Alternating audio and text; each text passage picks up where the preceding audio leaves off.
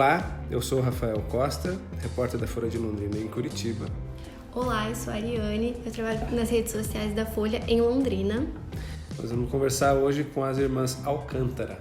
Elas criaram um blog em 2010 e a partir dele uma marca que deu origem a um negócio de acessórios, de maquiagem até a um café, além de um projeto de educação online, o Efeito Orna. Dizem-me que a primeira impressão é a que fica. E foi com uma excelente primeira impressão que tudo começou. Ela era do interior do Paraná, ele também, mas conhecia o mundo todo. E o tempo foi passando e os dois foram evoluindo. Juntos percorreram todo o Paraná, dividiram épocas, histórias e momentos.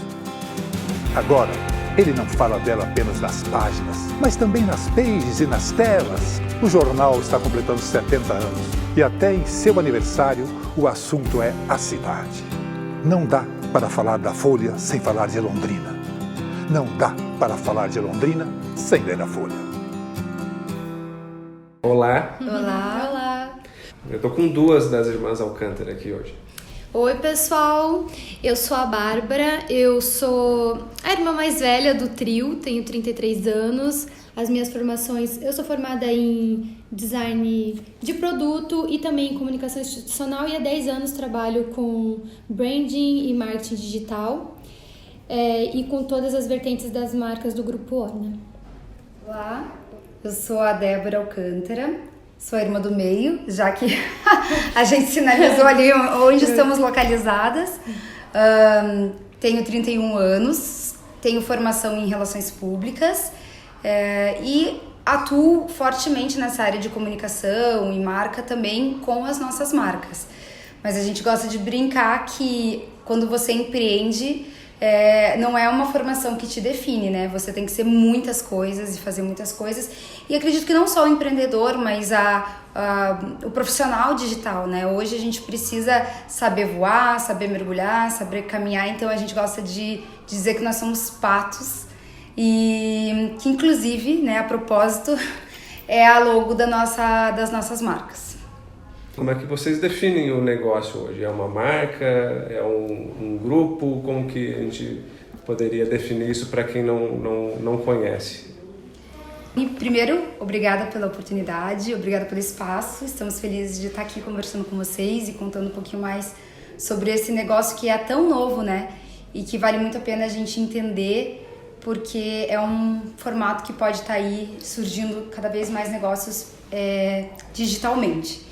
Então a gente se define hoje como um grupo de marcas, né, mesmo, uma holding, onde a partir que nasceu então de um blog, nasceu da produção de conteúdo online e surgiram então as outras vertentes, que são justamente a marca de bolsas, acessórios, cosméticos, enfim, até gastronômico. Então hoje a gente é um grupo com várias marcas que atuam em diferentes segmentos, em diferentes mercados, porém que comunicam a mesma coisa, que conseguem transmitir o mesmo sentimento que a marca Orna se consolidou e consegue transmitir, né?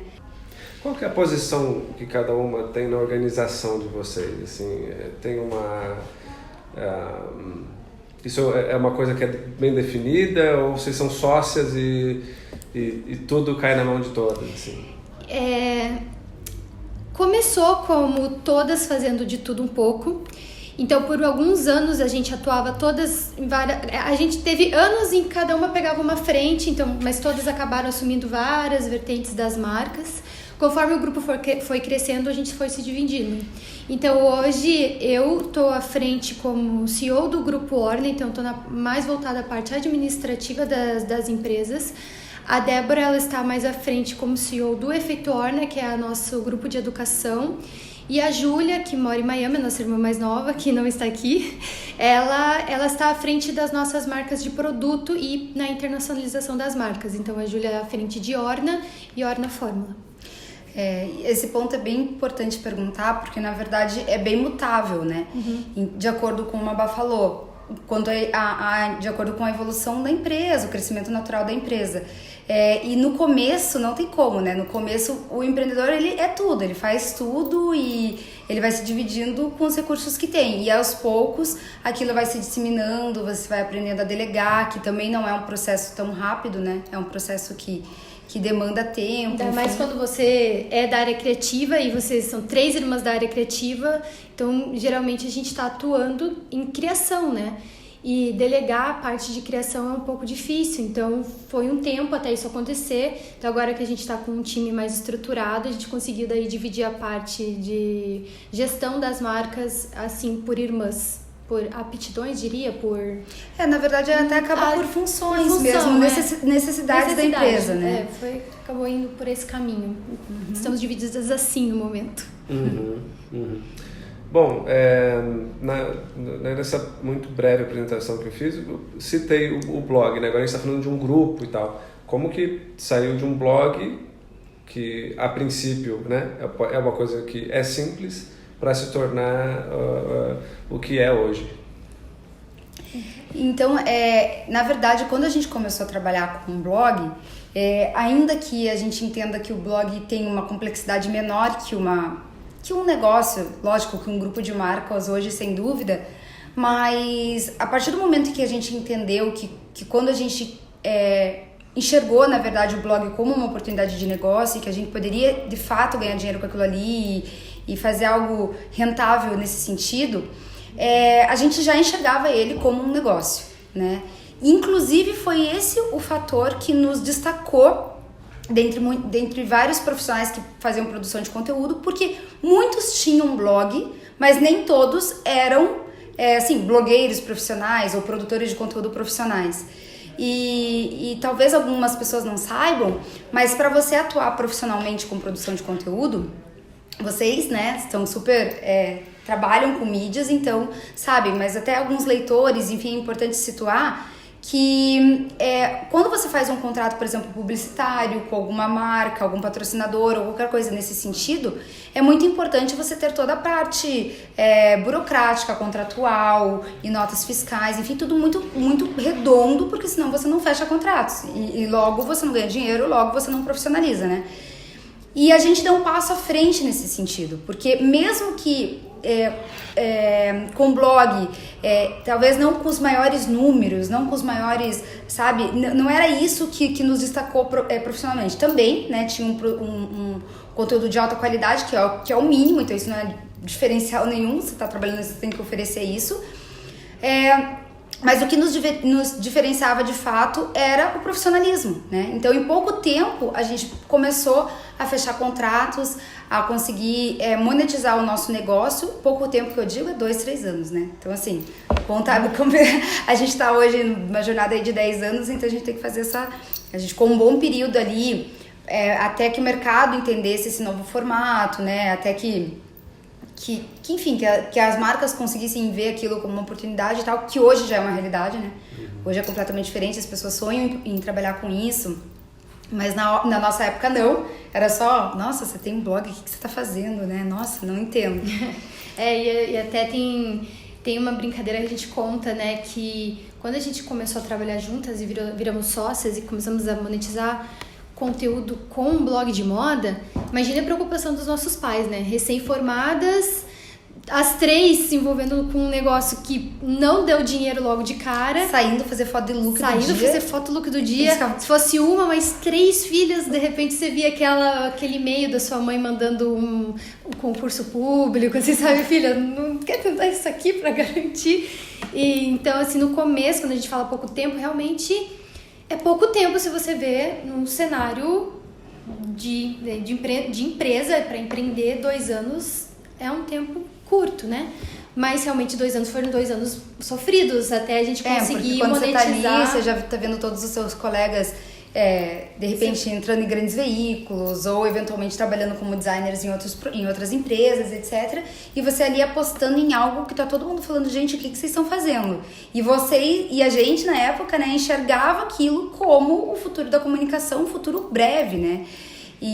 Até porque antes disso, a gente tinha uma agência, quando a gente se formou, a gente abriu uma agência de comunicação antes do blog Tudo Orna, e o blog ele existia como um hobby mesmo, era o nosso... A gente ficava testando. Era um teste. Então, tudo que os nossos clientes muito tradicionais não aceitavam que a gente implementasse neles, a gente fazia em nós. Então, era uma forma da gente conseguir usar a nossa criatividade e a nossa visão de futuro na comunicação em nós mesmas. O blog, eu acho que eu entendi o propósito dele naquele momento, mas ele tinha uma perspectiva, vocês olharam para ele já como um possível modelo de negócio? E qual que era o ecossistema em que isso podia se dar naquela época? Bem legal essa pergunta. Na verdade, quando a gente começou a aplicar tudo que os nossos clientes não aceitavam no nosso blog, a gente começou a ver resultado nele, porque obviamente se você dedica, cria ações e começa a colocar energia naquilo, aquilo começa a dar muito certo. Então, a gente chegou ao ponto, sim, de lá, a gente fechou a agência de comunicação e se voltamos totalmente ao Tudo Orna. Então, o Tudo Orna virou o nosso negócio, o blog Tudo Orna virou o nosso negócio. E a partir do momento que ele virou nossa única fonte para monetizar, o nosso único propósito, a gente colocou as nossas energias ali, começamos a profissionalizar. Naquela época não existia Media Kit para blog, mas como a gente tinha formação em comunicação e a gente sabia que Media Kit era uma ferramenta já utilizada por grandes veículos para fazer a venda da publicidade, a gente criou o nosso Media Kit com opções de publicidade do nosso blog. Então a gente foi profissionalizando ele realmente muito. E naquela época o cenário era realmente uma bagunça, no sentido que as pessoas, e era natural, como era algo muito novo, não olhavam. A gente tinha uma postura profissional, mas ainda não estava claro para as marcas nem para os veículos que aquilo ia dar certo. Então, ainda existia uma relutância em pagar pelo aquele serviço, então existia muita o que a gente chamava de propostas indecentes, que são por troca disso, que geralmente era alguma coisa muito simples. E eu tenho um exemplo que é de uma amiga nossa, que ela fazia sorteios e divulgações e posts no blog dela que tinha muito acesso em troca de figurinha. Literalmente figurinha de papelaria. De papelaria, assim, ela tinha, era muito ela injusto. Tinha esse fit com o público dela, né, que ela mostrava bastante materiais de papelaria e resenhas e não sei o quê, e a marca oferecia, sei lá, qualquer coisa. E como ela não tinha essa visão, ela é uma ótima produtora de conteúdo, mas você ser um ótimo produtor de conteúdo não significa que você é um bom negociador, não significa que você sabe o que ou que você tem uma visão estratégica do negócio. Ter uma visão estratégica, criar o seu Media Kit, negociar os seus públicos. Então, assim, é diferente, realmente existe essa dificuldade. Eu ser um bom youtuber e criar um conteúdo, eu sou bom nisso, não significa que eu vou ser... Não significa que eu vou ganhar dinheiro com isso. Né? Então, assim... Então, quando a gente conseguiu criar conteúdo, mas também profissionalizar todo e deixar bem redondinho o negócio como o Tudo Orna, as empresas elas tinham uma segurança em fechar os anúncios com a gente. A gente gosta de fazer essa analogia de desbravar, porque hoje muitas pessoas entram, né, até pessoas mais novas que têm vontade e que ambicionam estar trabalhando com a internet e tudo mais, que é sim uma realidade, ela pode sim ganhar dinheiro com isso. Ela já tem muito mais acesso à informação, isso já é pra ela um senso comum, né? Se você perguntar pra uma criança o que você quer ser e ela falar que ela quer ser um youtuber, pra ela é uma realidade, porque ela já vê pessoas, né, desde pequenininho ele acompanha há anos o Felipe lá... Felipe Neto, fala que quer ser youtuber. Então ele já tá há anos ali vendo ele, desde quando eu tinha os meus 8 até os meus 13, então é uma realidade, o cara é uma profissão aquilo ali, igual o meu pai trabalha com outra coisa. A gente passou por muita coisa, foi muito difícil esse período, apesar de a gente ter lembranças bacanas, assim, não foi um período fácil, porque...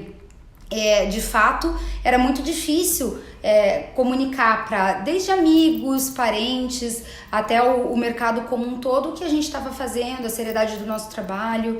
Esse período foi um momento que teve as dificuldades, mas que hoje foi um período necessário, né, passar. E quem sobreviveu é quem está aqui, né? Quem passou por esse período de resistência está aqui até hoje. Muitos desistiram, outros permaneceram e a gente faz parte desse grupo que permaneceu. Vocês foram muito desencorajadas no começo? Eu acho que o mercado, ele foi mais cruel, mas a nossa família tem um grande peso sobre nos encorajar. Então, os nossos pais, e isso é um privilégio que a gente tem de família, são pessoas que nos elevam. E quando a gente começou a trabalhar ajudando outras pessoas, a gente percebeu que a ajuda ia além de eu ensinar a prática de como fazer isso. É assim, o caminho é esse de forma técnica. A gente via, principalmente mulheres, porque o nosso grupo maior, 90% são mulheres que assistem os nossos cursos, consomem nossos produtos, nosso conteúdo, que elas não tinham de casa esse, vamos lá, acredito em você.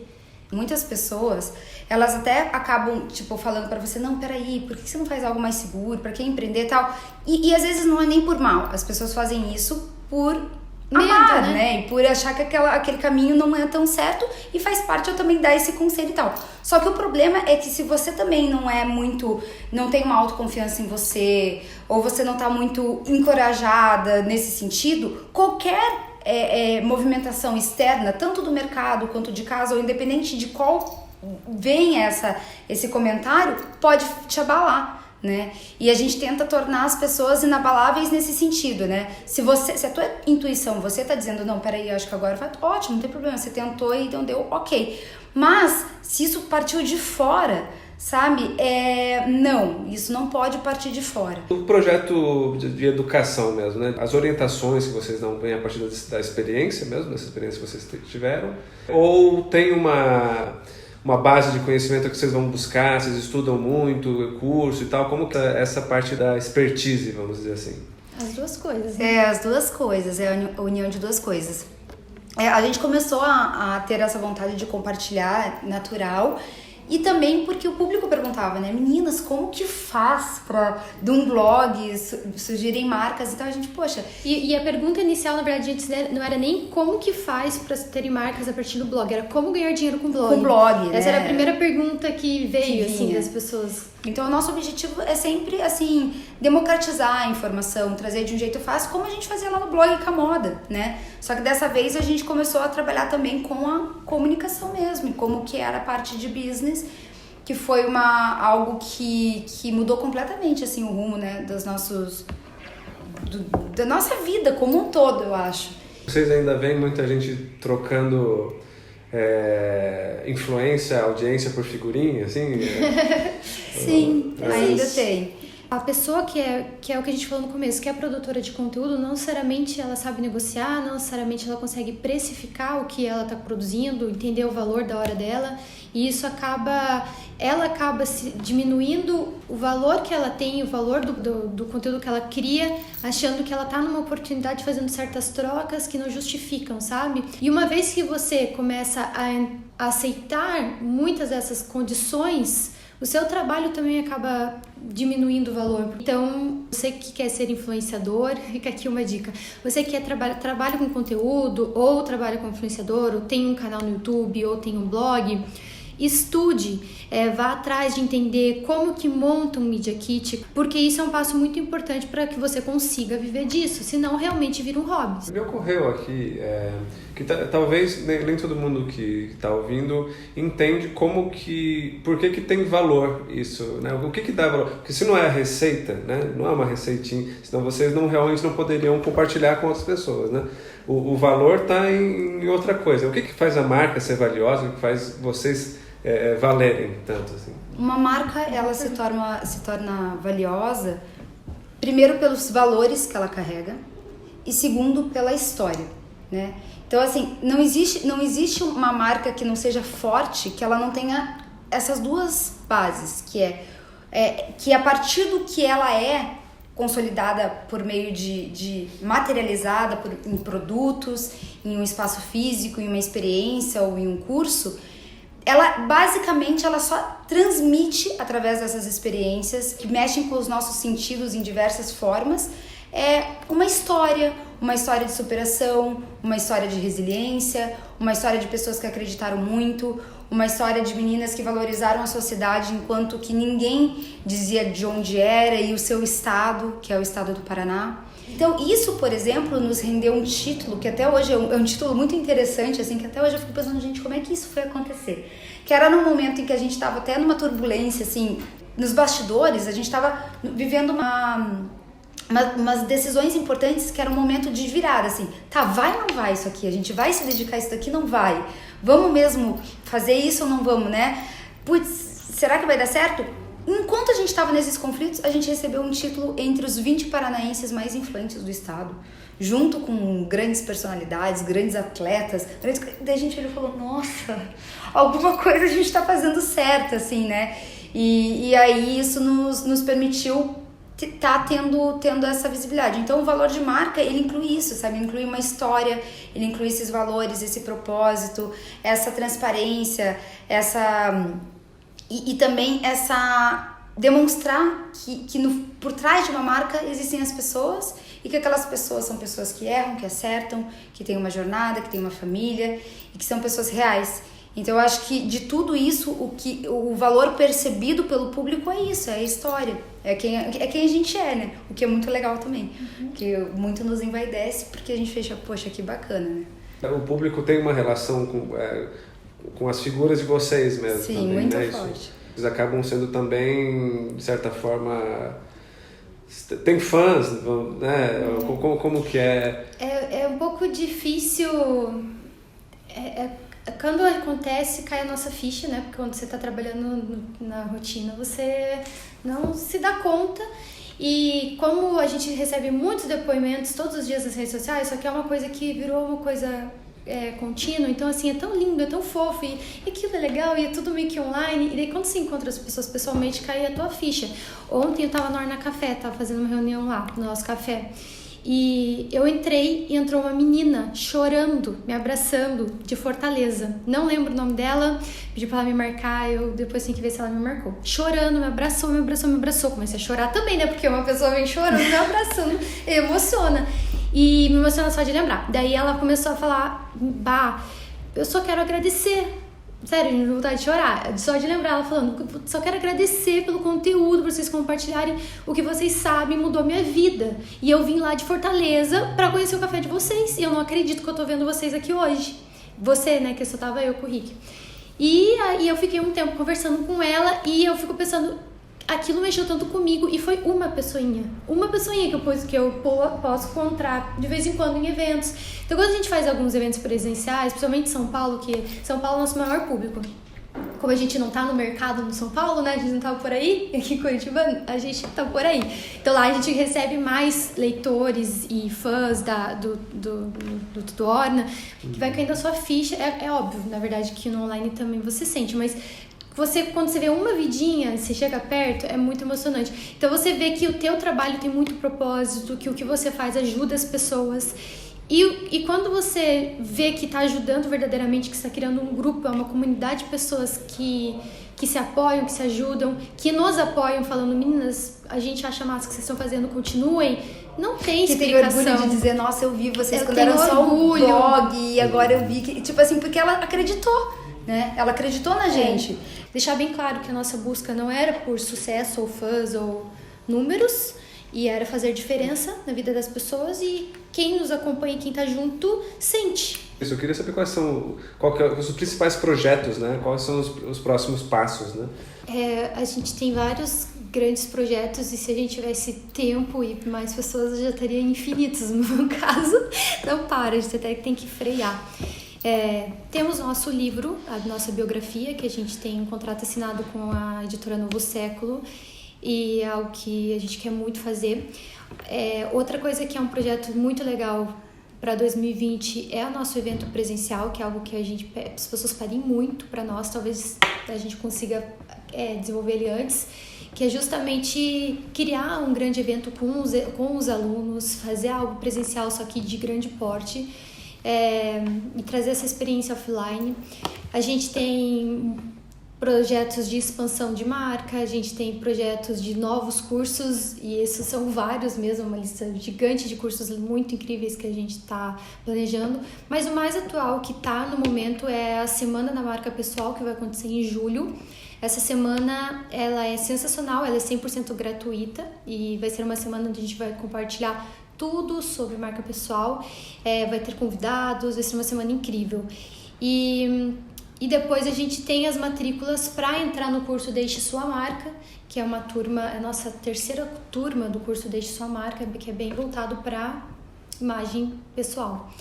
Então, acho que esses são os grandes projetos. É que daí só de Fit Orna, né? Porque fora de Orna tem Fórmula, todas as expansões das outras marcas. Então, basicamente, a longo prazo, a gente tem a gente está em um processo de acelerar o negócio. Isso.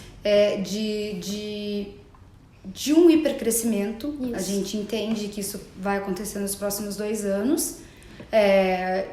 Visando ali aportes e a possível entrada de alguns investidores que a gente está nesse processo nesse momento e uma expansão, inclusive envolvendo uma internacionalização, né? Que também já está em andamento. Então, essa é uma visão de futuro assim, das marcas mais a longo prazo.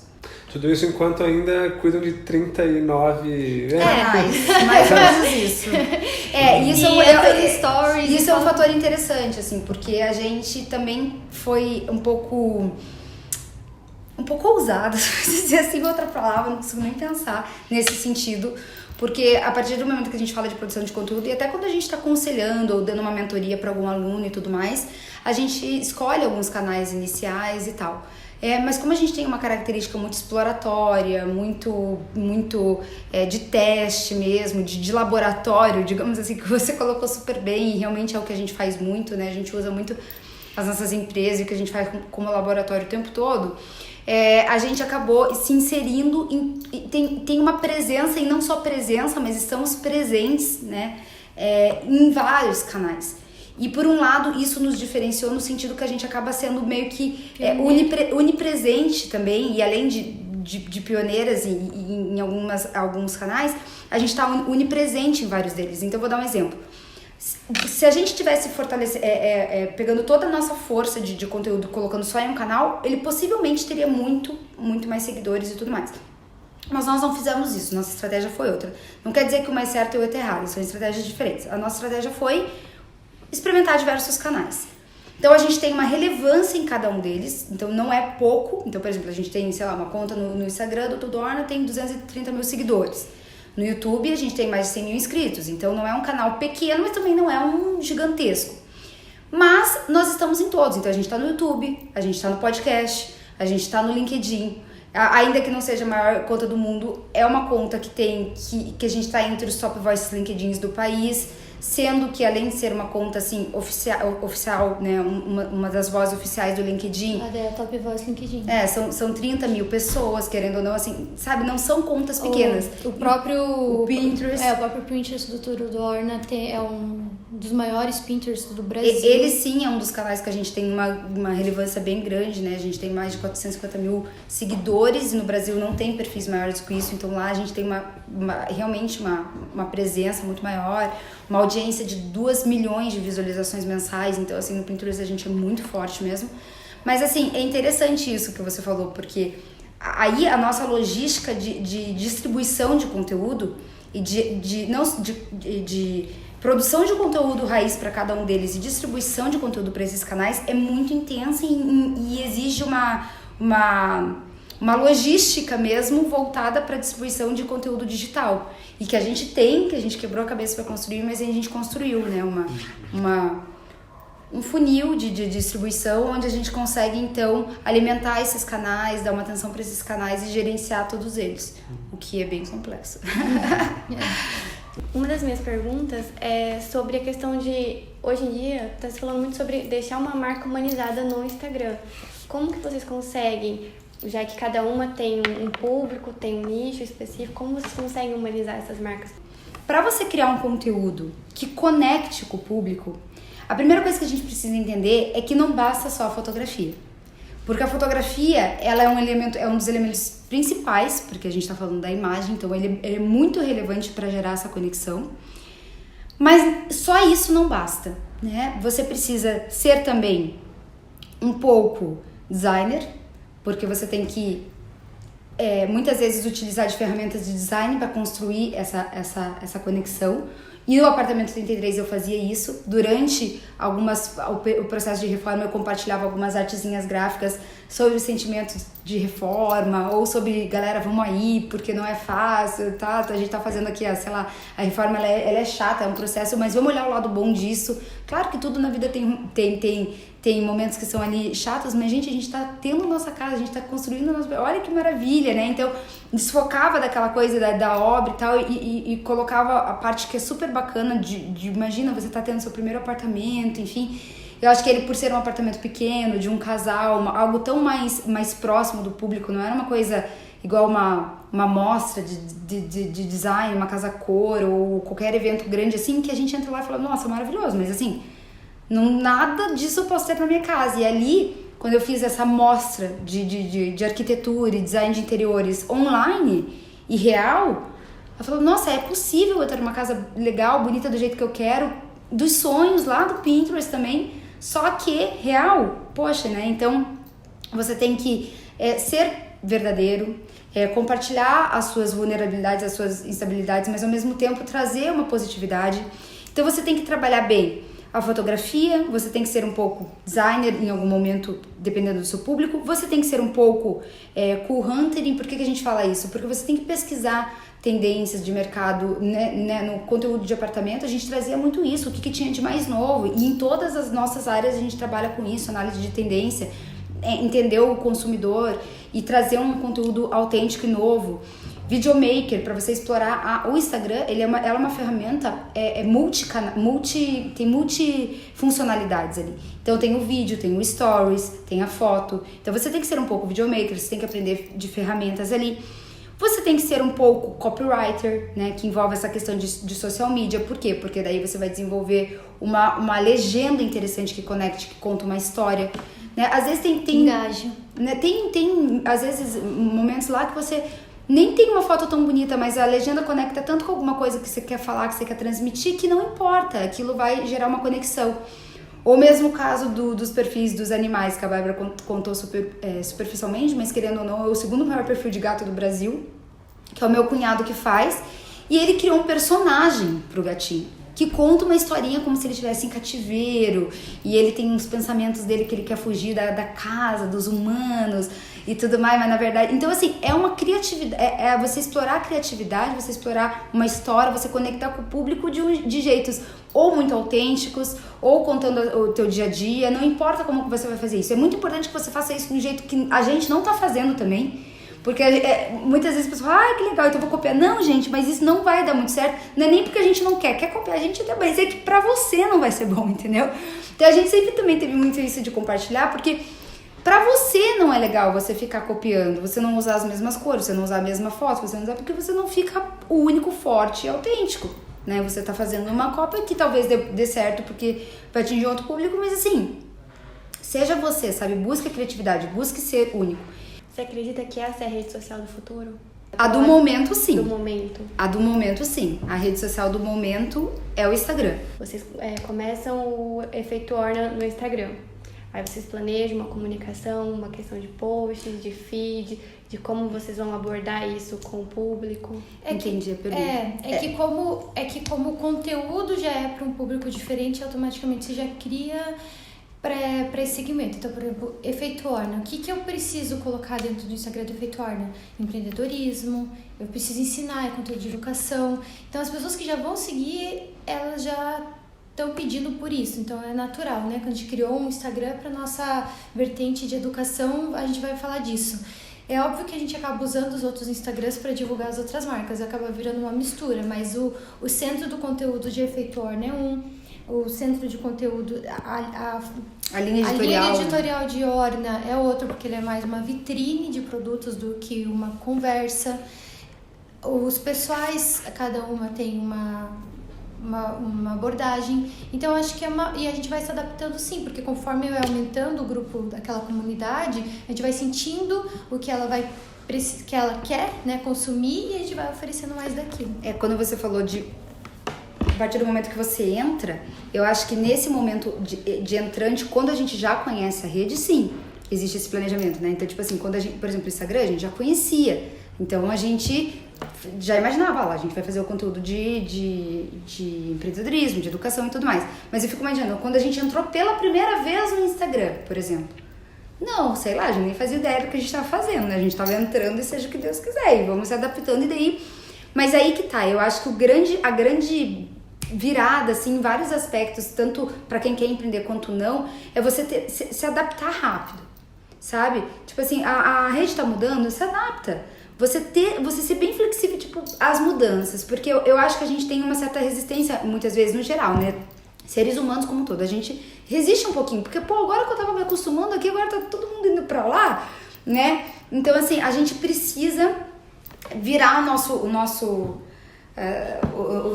atualizar ali o nosso UX interno ali, e atualizar o drive, entendeu? E começar a se adaptar rapidamente, porque atualizou o negócio, você tem que atualizar também. E sempre a gente escuta muito isso, né? A gente tem que se atualizar, né? Só que agora numa velocidade muito maior mesmo, né? Então o tempo todo o Instagram fica mudando as coisas, o tempo todo as redes ficam mudando as coisas e você vai se adaptando. E muitas vezes quando você entra, sabe lá Deus o que vai ser dessa rede, né? A única coisa que eu ia perguntar por último é assim, o céu é o limite pra vocês? Eu acho que o céu é o limite, sim, ou seja, a gente não tem um limite de crescimento, a gente não estabelece um limite para crescer, enquanto a gente puder estar... Não, então o céu não é o limite, você quer dizer?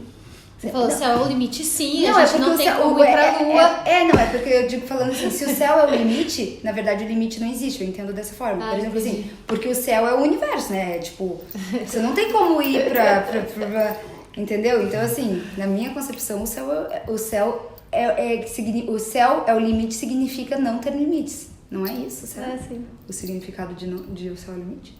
Ficou meio confuso agora. Acho que tá aberto pro debate. Essa é um questão. debate. Eu acho que, inclusive, a gente pode fazer um podcast sobre isso. O que você acha? O céu é o limite ou não? O céu é um limite ou não, né? Enfim, pra mim não é, então acho que, respondendo, eu acho que não existe um limite pro crescimento, né? O crescimento, ele vai até onde, muitas vezes, a empresa está disposta a ir, de repente, talvez, né? E como a gente tem muito essa ambiciona e tem essa visão de crescimento, então a gente não coloca um limite para ele, né? Não, acho que nenhum empreendedor tem vontade. Acho que é... Até que sim, sabia? Esses dias eu tava escutando hoje um empreendedor tá bom pra mim aqui. Eu quero chegar até ali, eu não tenho se eu chegar, interesse. tá ótimo sim, até ali. Então, assim, tem acho que... um objetivo mais claro, né? Eu acho que existe isso, que não é o caso. Não é o nosso caso, não é. Quer anunciar e ter resultados de verdade? Então anuncie no Folha Classificados. Na Folha, não é bate-papo. Você anuncia e vende. Público de credibilidade com potencial de compra. São mais de 3 milhões de visualizações no site e no jornal impresso. Desapegue e anuncie no Folha Classificados da Folha de Londrina.